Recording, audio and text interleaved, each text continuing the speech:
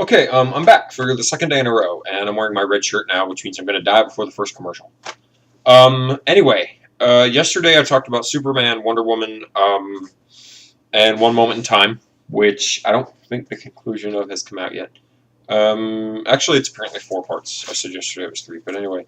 What I'm going to talk about right now is DC currently has two. DC was known for doing a weekly series. DC is currently doing two bi-weekly series. Um, and the one they're doing now is they've got Brightest Day, which is every other week, or twice a month, rather. And then they've got another bi-weekly series going on concurrently called Justice League Generation Lost. Um, that's basically every week that Brightest Day doesn't come out, an issue of Generation Lost comes out. Now, I hadn't read this in a while. I had 6 issues stacked up here, which meant that I hadn't read it in 3 months, which is pretty much the story with a lot of comics I have. And it'd probably be stacked up higher if it went back further. But I read through these 6 issues all last night, and this is fun. This is actually really quite good. I'm rather surprised that it's that good. Because the writing team was initially supposed to be Judd Winnick and Keith Giffen. And then we found out very quickly that it seemed that Judd Winnick was being given all the writing duties, while Keith Giffen was being listed as breakdowns only. And then on this last issue, issue 7, Giffen's not credited at all. So Giffen is apparently off the book now.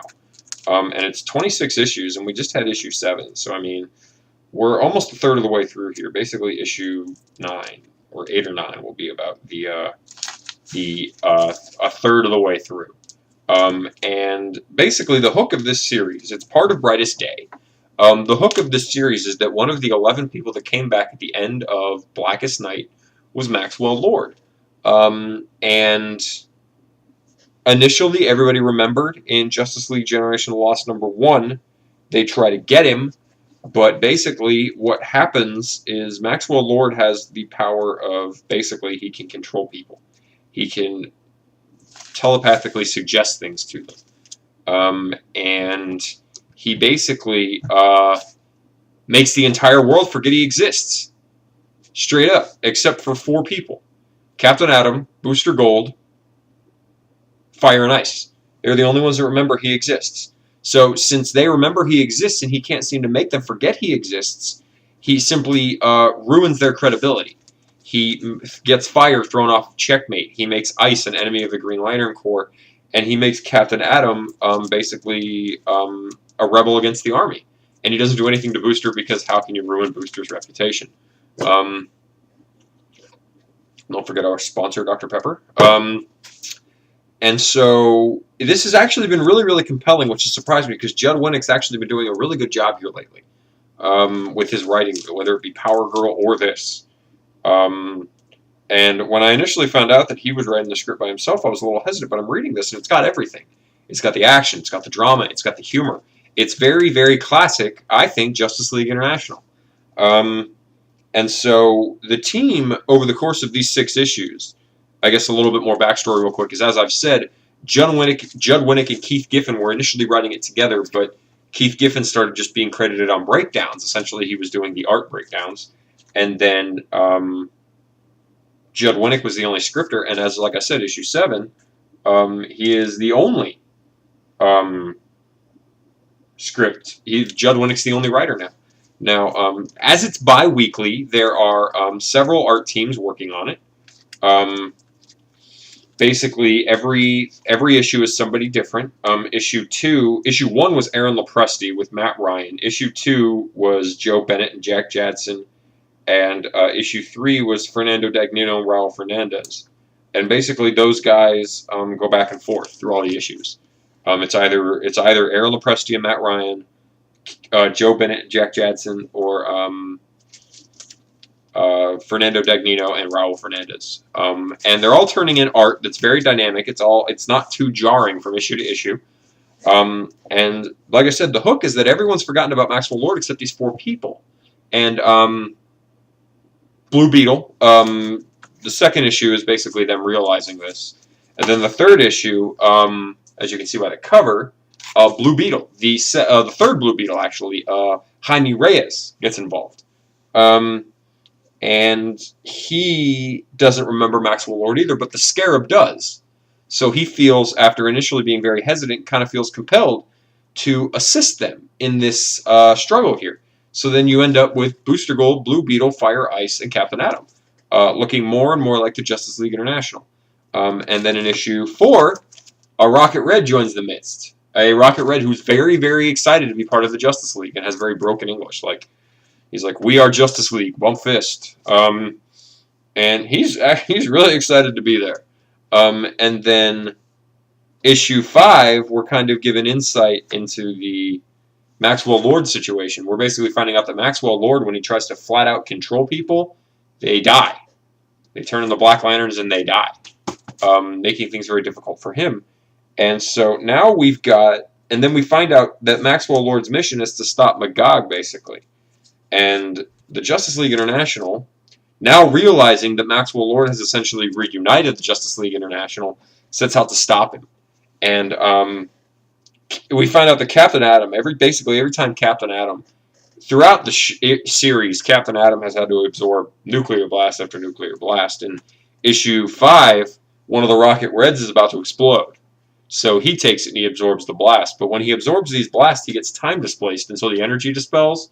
So for like 19 hours, he's somewhere else, but then vanishes right back to the same point he was at, creating to everyone else that he never went anywhere, but to him he did. So he goes to this alternate future after the Rocket Red incident. Basically, the build up to that point is that they end up realizing this. So they go to Ted Kord's communicator, which is emanting from Jaime Reyes' home, and he's fighting Omax. So they all assist in the fight on the Omax, and when the Omax try to flee, they follow. And when they follow, they end up in Russia, hence leading to the confrontation with the Rocket Reds. As I said, there's some really good humor here. The Rocket Red is providing a very good level of comic relief without overdoing it, because you still know that there's a very big overhanging drama here, very serious threat. And so when one of these Rocket Reds is about to explode, Captain Atom takes it. There, nice, very Cliff Chiang cover there. And it's he basically, like I said, gets time displaced while this energy dispels. And so he ends up in what he assumes to be the 1800s, but then finds out that it's actually the far future.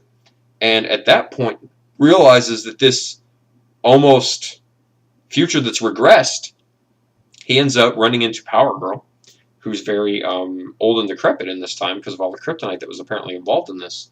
And he basically finds out that Maxwell Lord is responsible for all this. So when Captain Atom gets back, he, with the unintentionally reformed Justice League International, say, "We're going to get him. We have to stop him."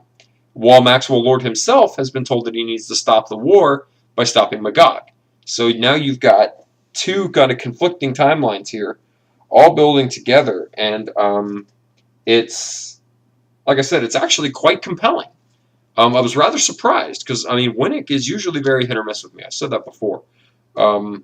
And I really like all the artists involved, too. Joe Bennett did great work on Teen Titans, and a lot of other stuff. He actually goes back, I think, to Supreme with Alan Moore, actually. So I really, really dig his work, and I've liked that he's doing this. I think it's good for him. Aaron Lopresti, I loved on Wonder Woman. He did great work over there with all the stuff with Gail Simone. And Fernando Dagnino has done some really great stuff with the Superman books. And it's great art. It's a great rotating art cast that's creating some really good stuff. And like I said, the story's quite compelling. You've got essentially a version of the Justice League International reform sans the Green Lantern. But you've got Booster Gold, Blue Beetle, Fire, Ice, Captain Atom, and Rocket Red. Essentially, the lineup you've got on this cover here for issue 7, also by Cliff Chiang. The covers were by Tony Harris. They've now switched over to Cliff Chiang. And like I said, it's quite compelling. The drama of the story is really well. I think the pacing is working pretty well. The first act is basically them getting their bearings and finding out what's going on and realizing the threat. And so we're almost to the end of that. And I've been quite enjoying it, honestly. All intents and purposes. It's been one of the better things with the Justice League period, considering the Justice League of America ongoing book is kind of a mess. But it's got a great cast, and honestly, this cast of characters, I wouldn't mind seeing them in a JLI book once this book finishes next year. I mean, it's the kind of thing where especially, I mean, honestly, I never thought I'd say it, but if Judd Winnick writes a Justice League International book, I would read it at this point. And concurrently with this, we've got two other books that are kind of will eventually dovetail into it.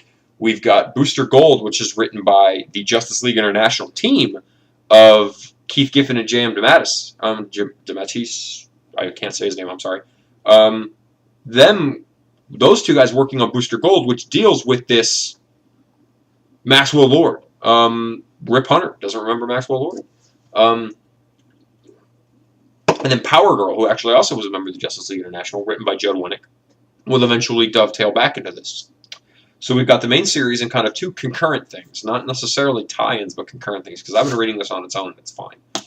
It's really quite good. The Rocket, like I said, the cast is working together well. They keep trying to go after Maxwell Lord, and it's not working. And I've been really quite enjoying this. Honestly, I think it's a lot better than anybody expected it to be. And like I said, if they kept going with it after it concluded with this team, I know a lot of people are hesitant about there being no Ted Kord, but I think Jaime Reyes is doing an excellent job. I love the Jaime Reyes' character. I have the entire Blue Beetle run that he did, as well as all the backups that featured in Booster Gold, and Judd Winnick is getting a pretty good handle on him here. So it's a bunch of things all coming together very, very well to create, honestly, a really compelling story. So I would definitely recommend, if you want a Justice League fix, if you love the Justice League International, I think you'll definitely find something to like here. Even if you just like Justice League, I think that this is something you'll like. The Booster Gold character features prominently. It's really, really good. It's written really well, and the art's really fantastic. What more could you want? I mean, there's explosions. There's everything. It's got all the big budget stuff. It's got story, drama, everything. It is almost the entire complete package. I've really been enjoying it a lot more than I thought I would, which is usually what happens when my backlog of comics stack up. I don't read things as often as I should, so things get backlogged. And it's not, like I said, it's not necessarily because I don't want to read them. I just lack the kind of motivation to sit down and actually read them. So when I do, I find out that I've got tons of stuff back in here that is amazing, and this is no exception. Something I hope I'm going to talk about soon is Secret 6. I need to sit down and have a whole bunch of issues of Secret 6. But this has been fantastic. So, like I said, check out Justice League Generation Lost. It's one of the best things DC's doing. It's got that Brightest Day banner. Don't be fooled by it. All it essentially means is that it's got Maxwell Lord in it. Maxwell Lord, who is dealing with being back from the dead. So, and honestly, the other Brightest Day stuff's not bad either. I've talked about the Brightest Day banner. Basically, if the book has Brightest Day on it, it means it's got a character that's back from the dead in it. Titans has Osiris. This has Maxwell Lord. Flash has Zoom and Captain Boomerang. Birds of Prey has Hawk. And then the Brightest Day book has the rest of them. I think that's everyone. But basically, those books have the Brightest Day banner, and they tie into the overarching story, but they essentially mostly just feature those characters. So, yeah, I think that this is a book that a lot of people can enjoy. And so, yeah, check out Justice League Generation Lost, and I will come back at you to talk about something else probably soon. I just picked up an Ultimate Fantastic Four hardcover. I may talk about that. I may talk about any number of things because I've got tons of comics backed up. But anyway, I'll be back eventually, and the new comics come out tomorrow, so I may talk about those too. We'll catch you guys later.